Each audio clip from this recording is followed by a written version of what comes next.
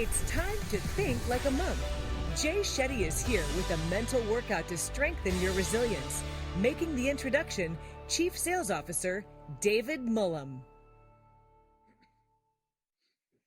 Hey everyone, I'm thrilled to be kicking off our adventure together with #1 New York Times best-selling author, award-winning storyteller, podcast host, and former monk, Jay Shetty.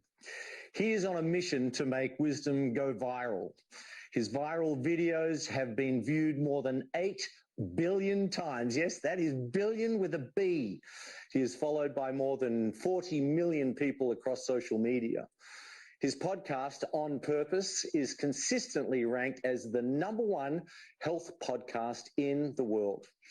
He was also named in the Forbes 30 Under 30 for being a game changer in the world of media. In his new book, Think Like a Monk, one of mine, so many of us within USANA's new favorites, Jay Shetty simplifies the timeless wisdom he learned as a monk into practical, actionable steps to train your mind for peace and purpose every day.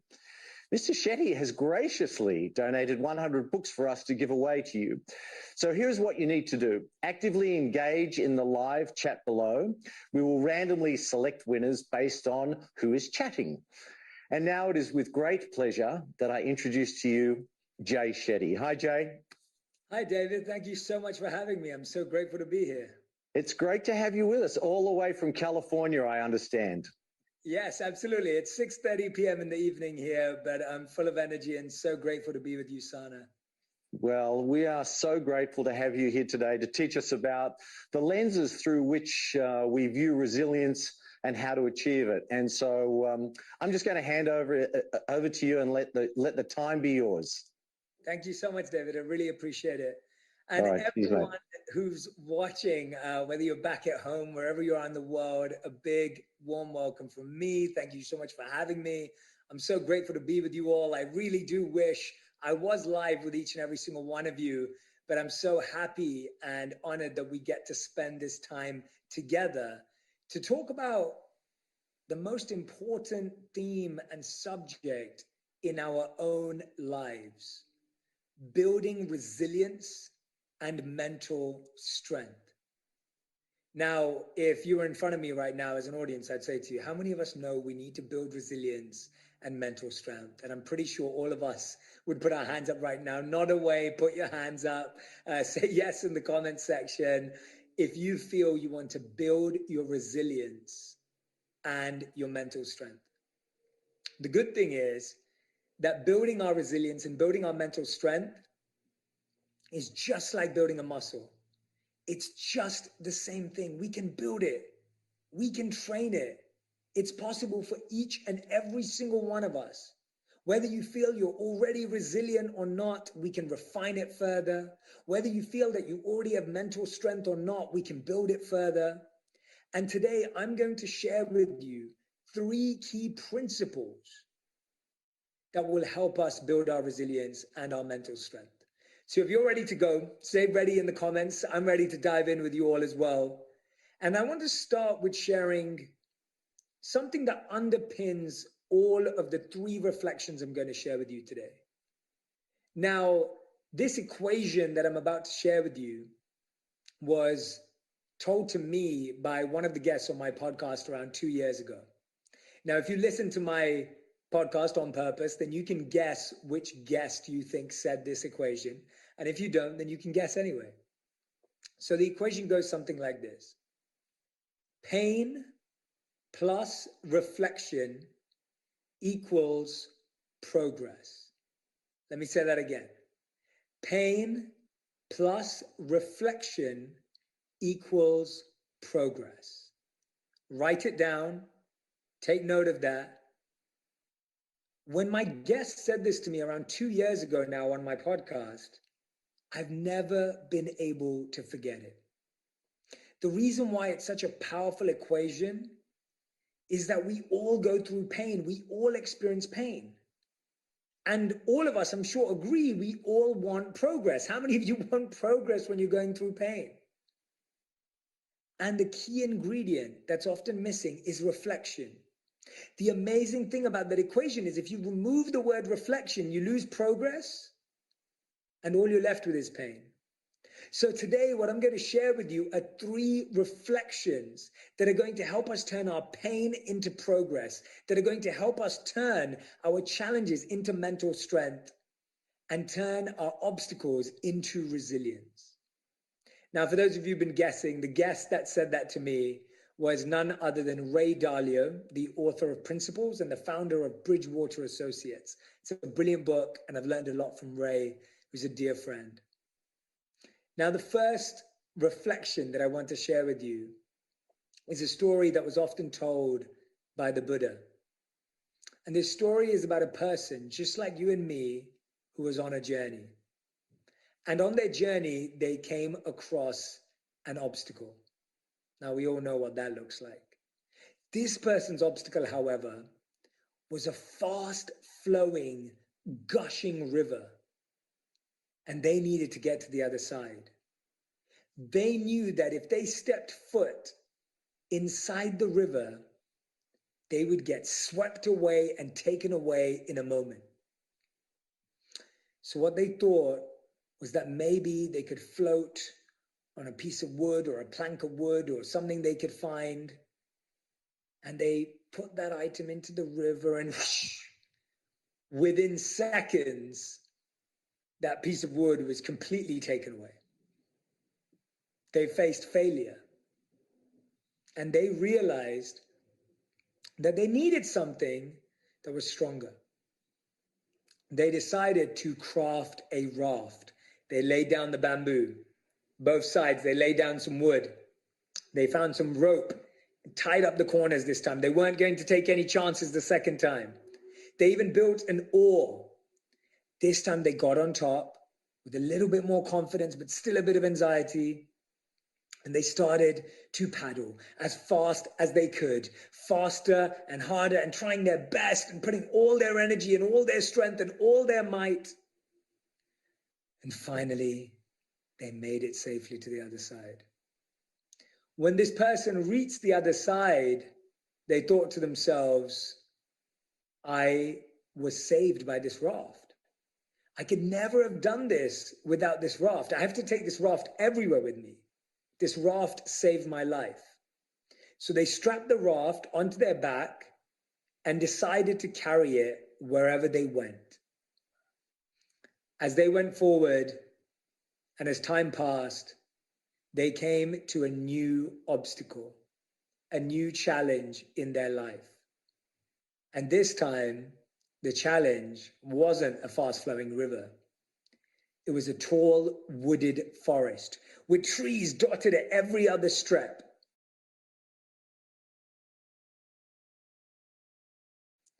So they tried to walk through the forest.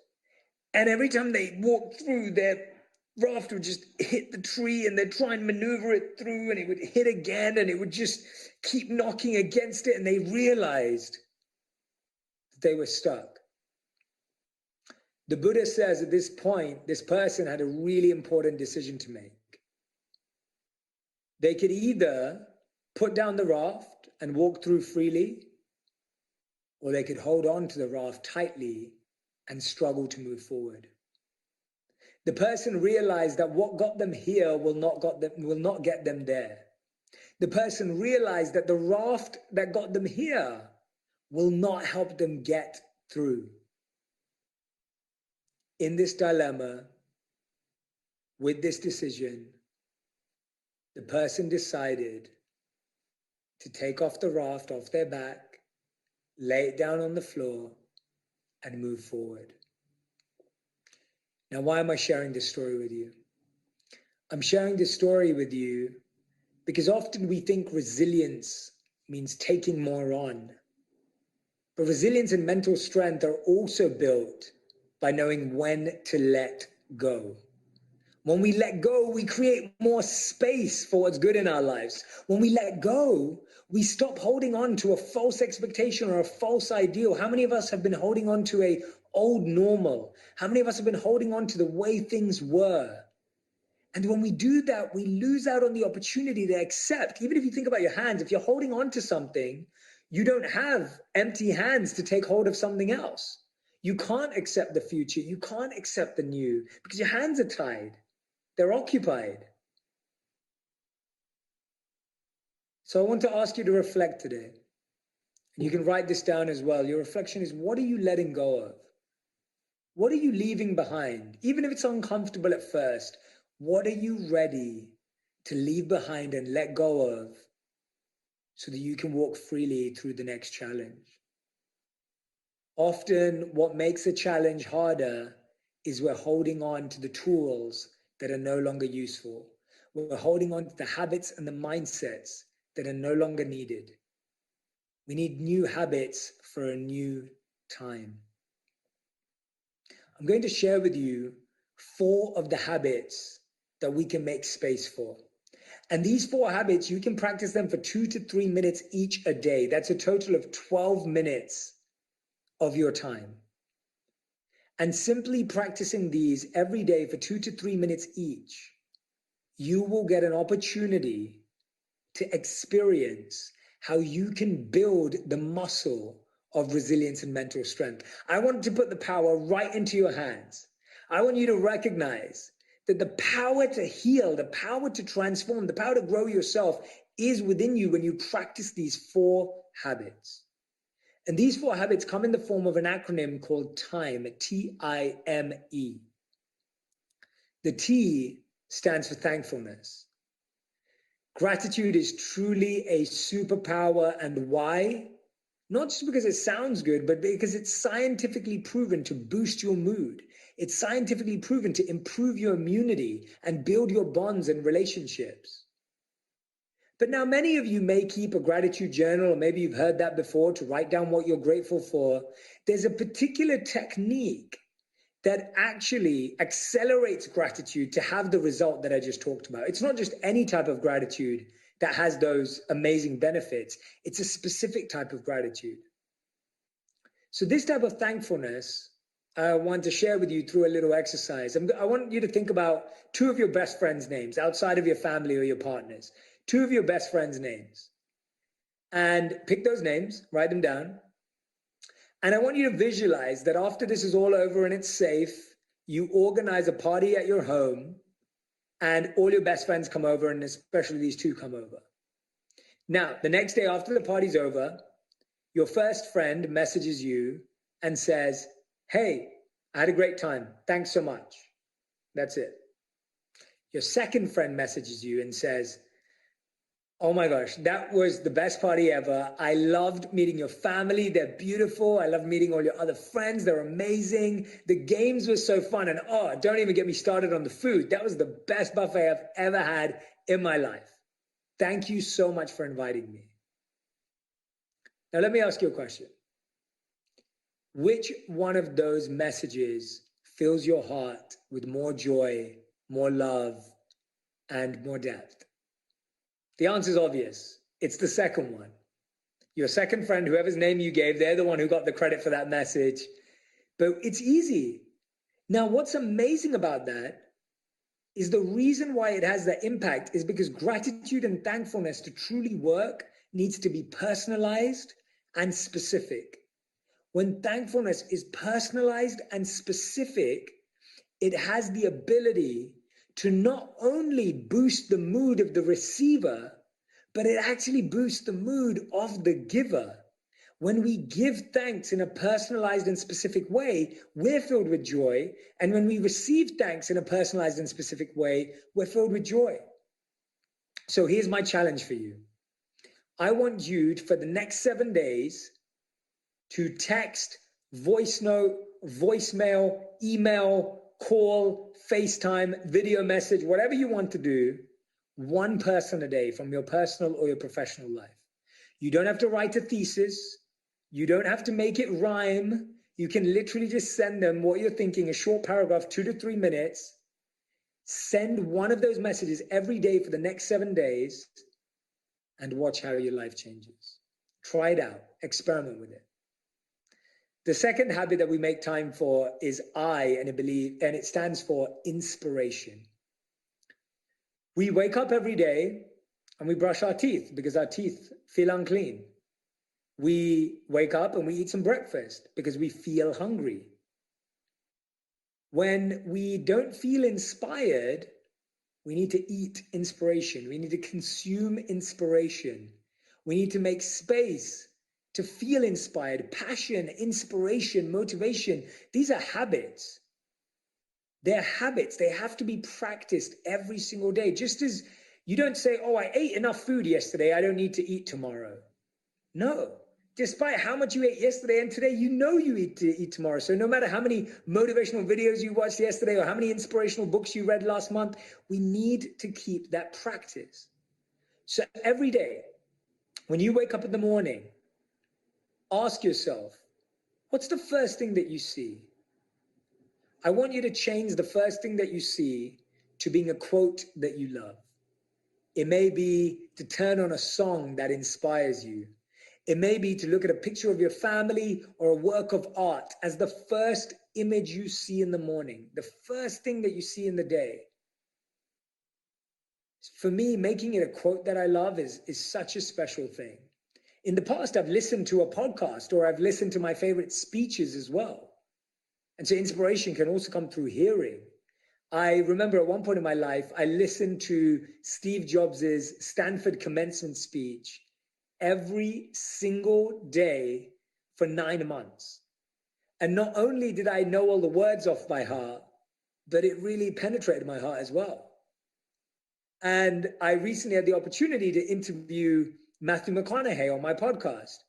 And I was sharing with him that at one point I listened to his Oscars acceptance speech every day for about a month. It's only about 5 minutes long, and it is pure inspiration. So that for me have been some of the most powerful inspirational habits. The next one, TIM. M stands for meditation or mindfulness. Now, I know what you're thinking. Many of you are sitting there going, Jay, I've tried to meditate. I just fall asleep. I can't do that. Do not tell me to meditate. Do not tell me to practice mindfulness, where I want to simplify it for you. You would never cancel an important meeting with someone else, but you never schedule one with yourself. How crazy is that? That you would never cancel an important meeting with someone else, but you never even schedule one with yourself. Meditation is time for yourself, with yourself, by yourself, even if it's 3 minutes a day. And I'm going to share with you what you do for that 3 minutes. Every day, I want you to spend 3 minutes with yourself, and I want you to ask yourself one question. The question is, what is the one thing I need to do today in order to make today a great day? How many times have you had it in your life where you check off everything off your to-do list, you've completed all your tasks, but you still feel unfulfilled? You still feel like you're incomplete. It's because you haven't done the one thing that day that makes you feel like a success. It could be reading your kids a bedtime story. It could be making sure that you spoke to your partner about something. It could be closing off on a project. It could be making sure you did something for yourself. It could be just sitting there and having your own tea or coffee to yourself. And that makes you feel more happy and successful than anything else. It's so important to take 3 minutes out to have that check-in with ourselves. TIME. The E stands for exercise.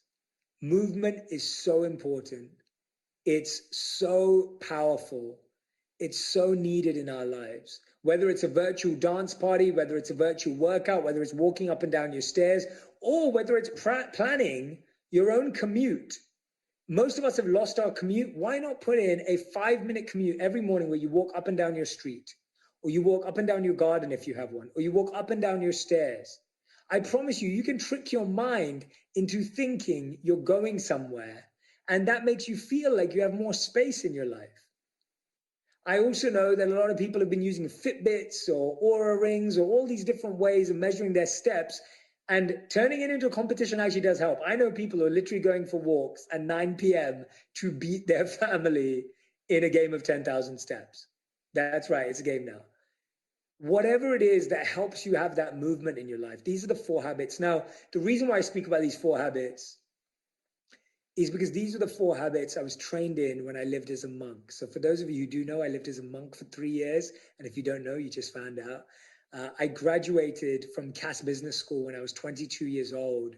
And I turned down job offers in the city to go and live as a monk, mostly in India and traveling across Europe.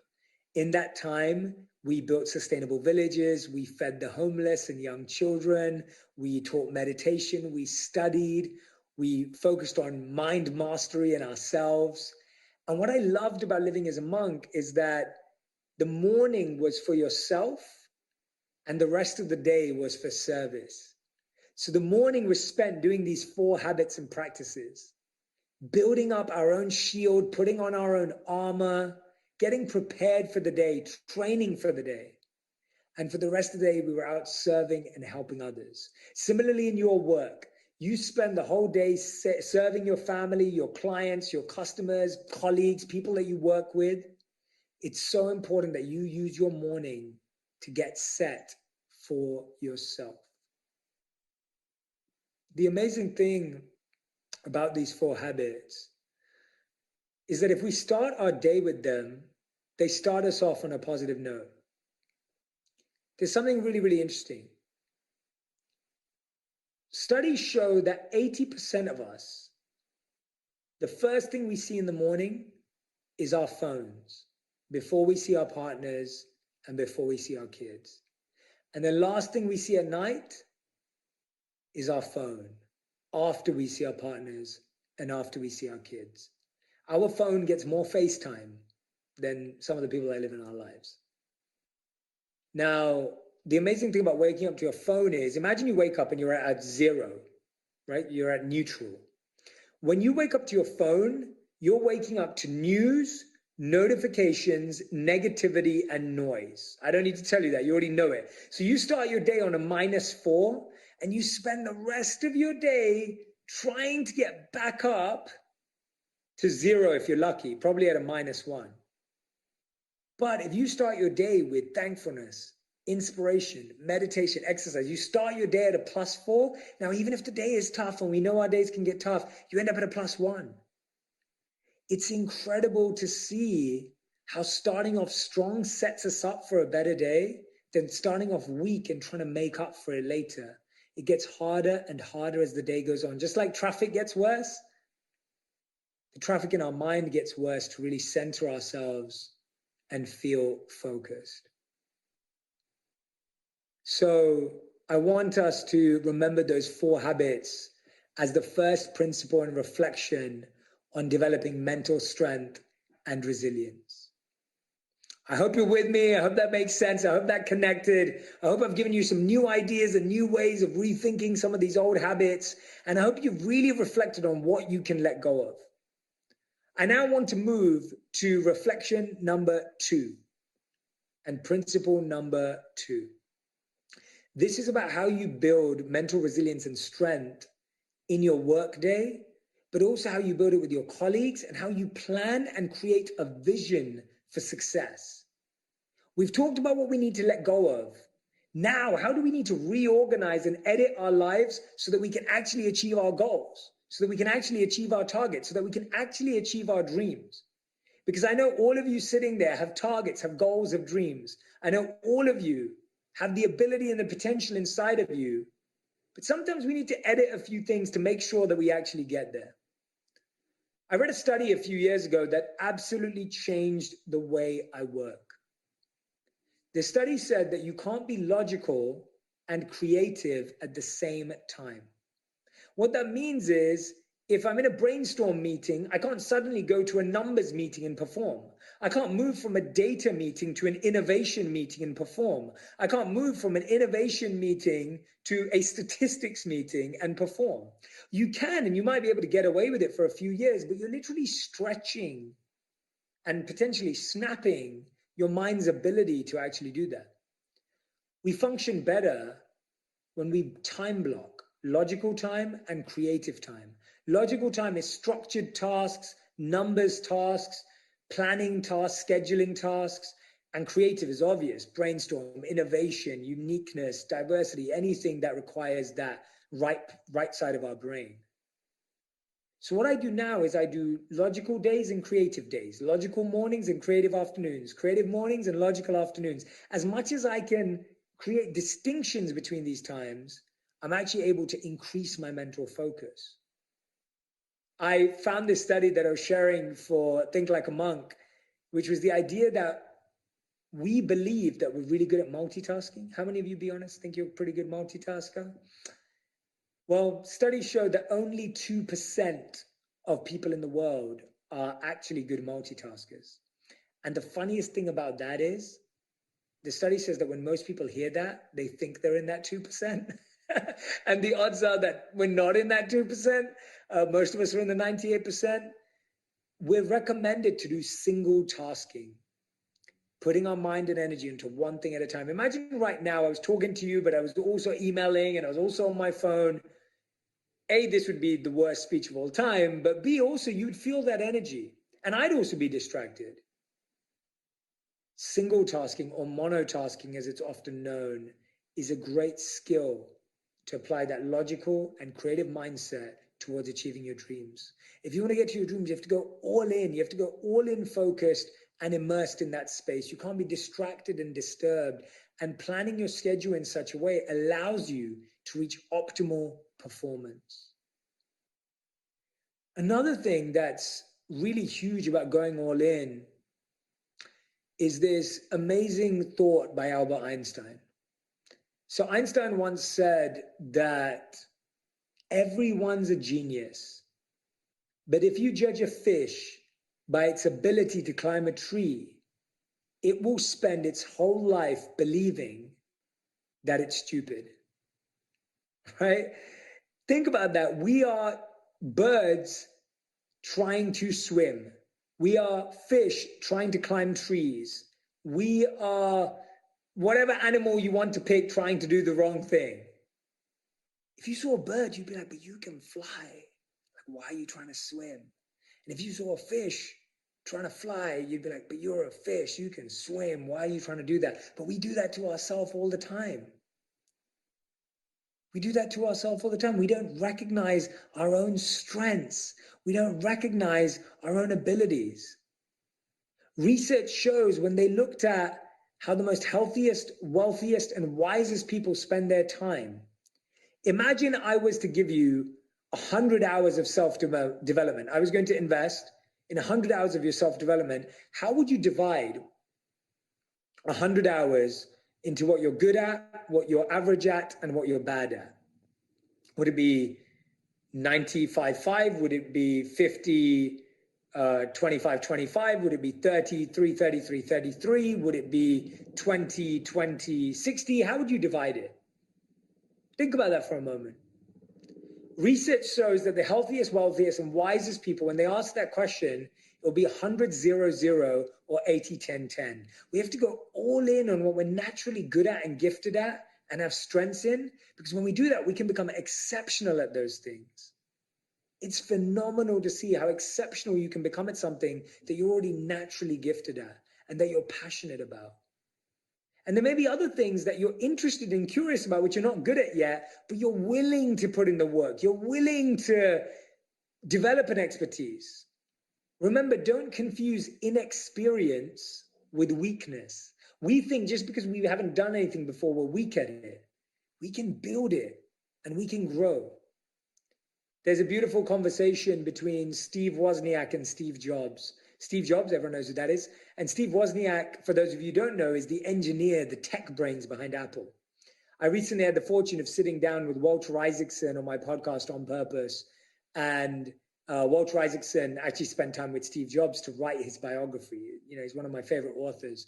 And there's an interaction that happens between Steve Wozniak and Steve Jobs. And Steve Wozniak looks at Steve Jobs and he says, "What do you even do?" Can you imagine saying that to Steve Jobs or even your boss? Steve Wozniak says, "What do you even do? You're not a marketer. You're not an engineer. You're not a tech person. What do you even do?" And Steve Jobs, in Steve Jobs' fashion, replies, "Musicians play their instruments. I play the orchestra."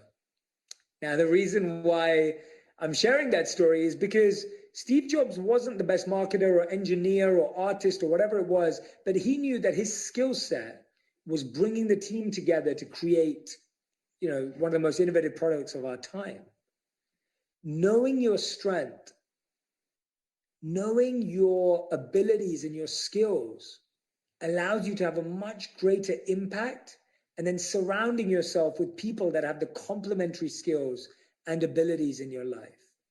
In the beginning, you may have to do it all, but the more and more you can in your career, in your industry, that you can go all in and really analyzing what are your skills? What are your strengths? Because you have them. And if you don't know, go and ask the people that you've worked with professionally and personally and ask them, what do you think are my greatest strengths? What do you think are my greatest skills? Sometimes there are our own boundaries. Sometimes there are our own blind spots. We're not even aware, and we miss out on our own potential. No one wants to work with you on what you're average at. People want to work with you on what you're impactful at. That's the difference. Try and uncover what that is. What makes that difference? What makes that impact in your life? And inside of that, I wanted to share this idea with you. It comes from a book called Flow, one of my favorite books that I've read. And it talks about this flow state. And this flow state is what we see musicians achieve when they're just singing and it feels like they're channeling, or you see a musician, or you see an athlete that is just in the zone. It's about being in the zone. It's about feeling like you've lost all sense of where you are and who you're with. You're just so fixated on your goal and what you're working on. And we all want to experience that in our careers and our lives. It's said that we all experience flow state when our challenge meets our skills. So when our skills and our challenges meet, that's where we feel flow state. When our challenge is above our skills, we feel frustrated, we feel disappointed, we feel annoyed. When our skills are above our challenge, we feel bored. We feel like we're wasting time, we feel lazy. So ask yourself, reflect right now, do you need to scale your challenge, or do you need to scale your skills? To experience flow state, there's some lack of alignment there. There's some part of that that's not fitting right, that's not matching, that there isn't synergy on. Is it that your skills are too high and your challenge is too low? Or is it that your challenge is too high and your skills are too low? Most people are missing a skills gap. It's not that we don't have the potential. It's not that we don't have the skills. It's not that we don't have the ability inherently within us. It's because we've stopped investing in our own growth. We've stopped investing in our own power. I invest in coaching all the time. I really believe in coaching, whether it's physical, mental, emotional. I'm surrounded by coaches and mentors in my life so that I'm always improving, that I'm always getting better. Some of those coaches may be in books. They may not even be people that I've ever known. I really believe you can be mentored by people you've never met. You can truly be transformed by people just by studying their story. You don't have to know them personally. You don't have to be able to call them on the phone. You truly, truly can.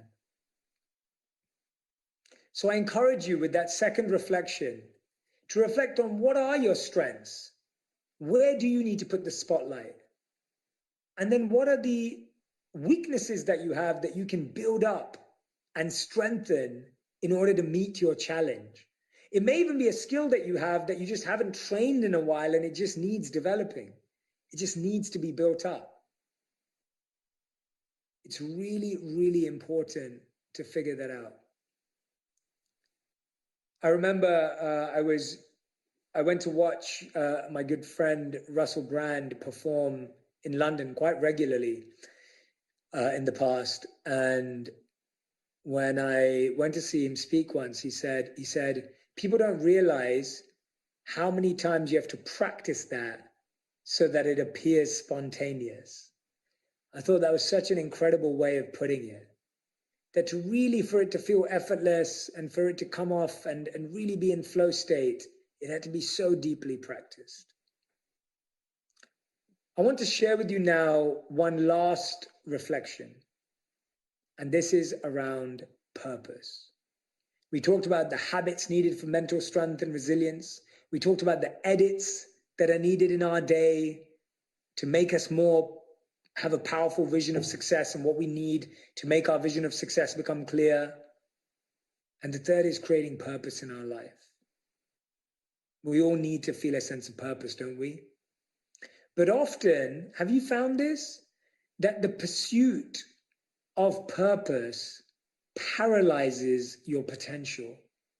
Sometimes this obsession with, I don't know what my purpose is, I don't know where I'm going to find it, I'm confused about my purpose, where do I start, what do I do now, kind of just stops us from actually living our purpose. The first way is to bring your passion into your work. Whatever you're passionate about outside of work, outside of your company, bring it in. Bring it into your work conversations. Bring it into your meetings. Bring it into your energy of your clients and customers, because I promise you, it will make you so much more powerful and unique. Because what we're all missing today is a human purpose, a human connection to someone as a human, not as a robot, not as a social media profile, but as a human. I want to share with you an amazing story of a study conducted by Amy Wisniewski and her team at the Yale School of Management. They set out to think about what they believed was the most difficult job in the world, a big task. Now, I'm going to tell you right now, disclaimer, that job was not my job and it was not your job either. I promise you it was not the hardest job in the world. There was something harder. The job they decided to choose was hospital cleaners. They found through all their research that the most difficult job in the world was the job of a hospital cleaner. Why? Because they had to clean up rooms, they had to clean up canteens, they had to clean up after people ate, they had to clean up after people used the restrooms and the toilets, they had to clean up after people passed away. Now, an extremely difficult job. So whenever they went to interview these cleaners, they asked some of them, what do you do every day? They'd say, we clean, we do janitor style work, housekeeping style work, admin style work, we're cleaners. They described themselves as low-skilled labor. They then asked some other cleaners what they did every day. Now, bear in mind, these cleaners did exactly the same work in the same hospitals. When they were asked to describe themselves in one word, they used the word healers. They did the same exact job in the same hospital. Some cleaners described themselves as cleaners. Some described themselves as healers. Why? Because the ones that described themselves as healers saw them as part of the healing journey of the patient and the patient's family. They saw themselves as carers, as supporters, as people who are integral into the healing journey of the patient and the patient's family. They saw themselves as part of that. And because of that, they came to work with a fresh perspective, with a deep sense of purpose. They did the same work and the same job. But as Amy Wisniewski and her team coined it, job crafting. People who were able to edit or craft their jobs, meaning to what they were doing it for and why they were there, transformed what they felt. And as Wayne Dyer said, when we change the way we look at things, the things we look at change.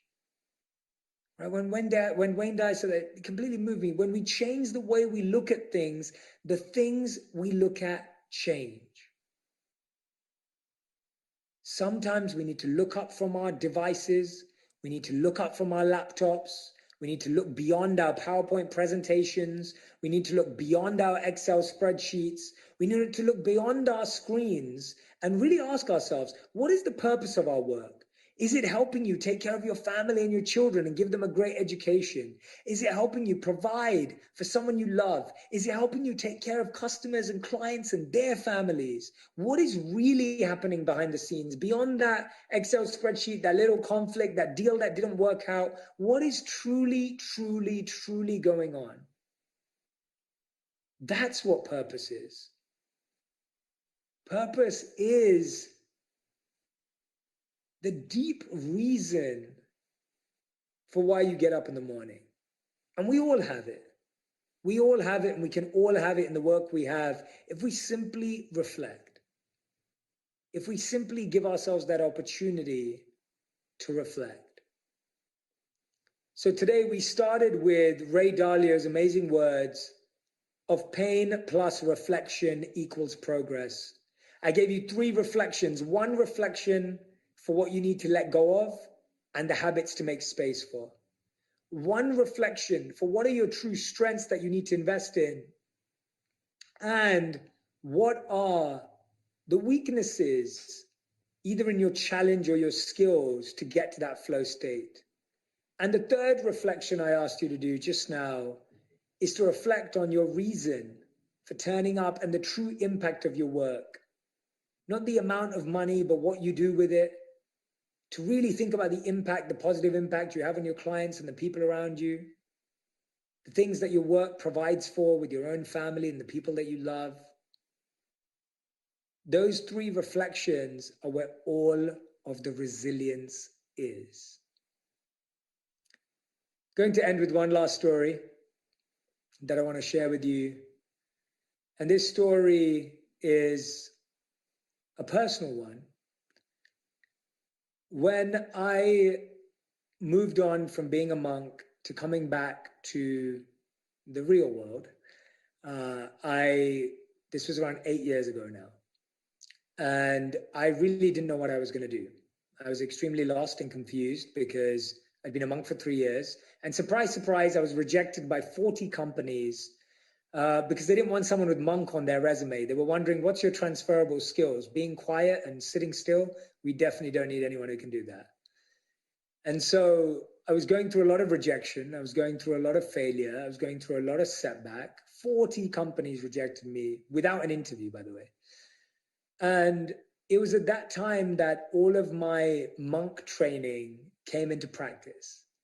It was at my lowest point, at the point where I was experiencing the most amount of pain, that the same principles I've just shared with you today came to my rescue. It was amazing for me to see that being a monk was like being at school, and the last 8 years have been the exam. And I've just given you my cheat sheet and my code for the exam. What I've shared with you today are just not ideas and concepts. They are tried and tested tools and principles that I've employed over the last 8 years to find my place in the world, to find my purpose, to build resilience, to get through the tough times, and to develop the habits and practices so that I can try to serve you all today and serve through all the work I do.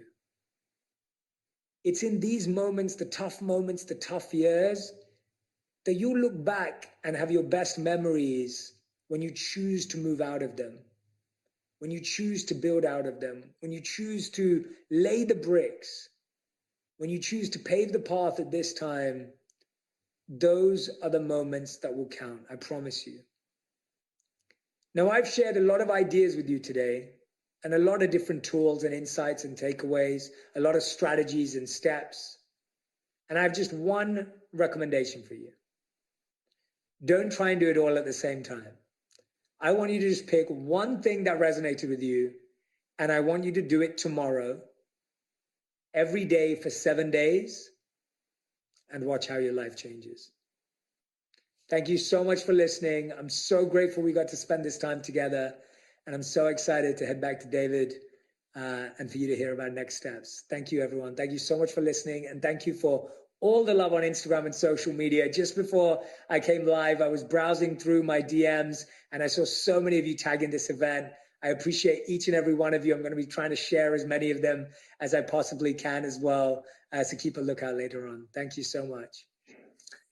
Wow, thank you, Jay. I mean, there's literally thousands and thousands of people all over the world cheering you on right now and applauding you. We just appreciate you. You're now part of the USANA family. So that's pretty cool. It's just absolutely phenomenal. We will always remember that pain plus reflection equals progress. Thank you for these amazing life lessons. Actually go grab a drink of water and we'll see you back here in a few minutes. That's right, Jay Shetty will be back. He's sticking around to answer your questions. The live group chat with Jay Shetty is a VIP exclusive. So if you have not registered for VIP yet, now is a really great time. I mean, you have to do it and you have to upgrade right now. And so our VIPs will see you very, very soon. This has been a general access session. For more